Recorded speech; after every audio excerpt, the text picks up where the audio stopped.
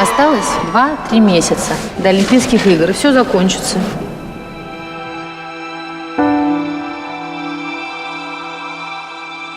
Почему ты так хочешь? Вот скажи, почему? Вы накачиваете, я накачиваю. Она должна выступать на образе, а не на конкуренции.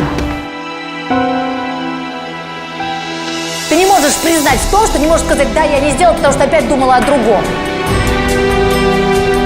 И не береги силы, не сдохнешь. Бздуны, обе. Кого вам постоянно меняться местами? Флаг России он должен быть всегда на первом месте, и уже не важно, кто из нас, то есть для России. Ты у меня хороший, ты у меня самое лучшее. Ты не бросаешь меня, а я не бросаю тебя.